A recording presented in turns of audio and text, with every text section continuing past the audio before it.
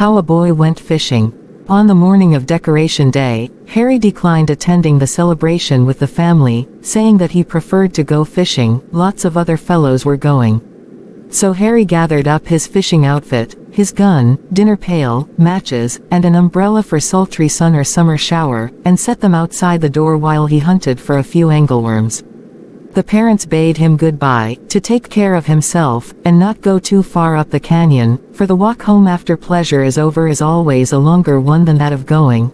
When the parents and two youngest ones returned from the celebration that afternoon, the good housekeeper had a nice, plain dinner ready. The two children left in her care were asleep after their dinner, and the house seemed peaceful and cool after the long ride and exercises in the open air.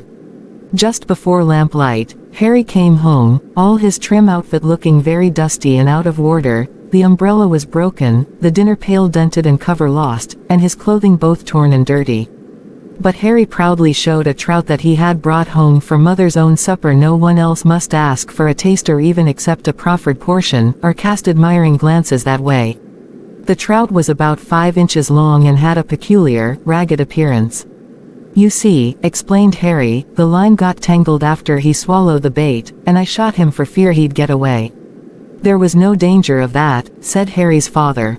The proud son now expressed a determination to make a fire and cook the trout. "Oh Harry, don't make a fire tonight and heat the house, the trout will do for breakfast." "Mother, the housekeeper might eat it herself, little bites, trout is tempting." "No, Harry, she wouldn't do that." "Well, then, Mother, I'll dig a hole in the garden and bury the fish to keep it cool all night." "Very well," said she, and Harry spent half an hour in the garden, then came in satisfied with the labors of the day. Throwing himself upon the lounge, he recounted the rambles he had made, how encumbered he had been with so much luggage, the loss of his ramrod, then the theft of his dinner by a hungry dog, and finally how blistered his feet were with so much walking, but he had enjoyed himself. Suddenly he asked, "Do you suppose cats or dogs could burrow under that box?" He rose, looked out of the window and spied a neighbor's dog sniffing at the fresh earth. That roused him thoroughly and he forgot that he was tired. The dog was chased for a block away, the trout was dug up, the protecting wrappers of paper, cloth, and leaves were removed, a hot fire kindled, and the trout put into the oven. Baked trout, Mother, is a delicacy enjoyed by epicures. "Thank you, Harry, but I'm afraid I can't eat it tonight."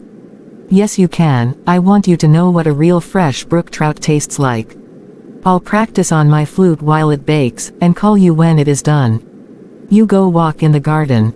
She had not the heart to refuse his pleading smile, and, glad also to get out of the warm kitchen, she strayed into the front yard, and, oh, what a sight met her gaze. Geraniums, verbenas, and over there the strawberry bed, turned upside down. Holes and mounds of earth, and, lying crossways of a pansy bed, a hoe and long-handled shovel. "What does it mean?" she asked the housekeeper, who was just returning from an errand uptown. "He said it was searching for angleworms, ma'am." Harry's mother re-entered the house after a serious conflict with self, whether to scold or not to scold, and there was he upon the lounge fast asleep after the weariness of the day. She went to the oven, the trout was done like a chip.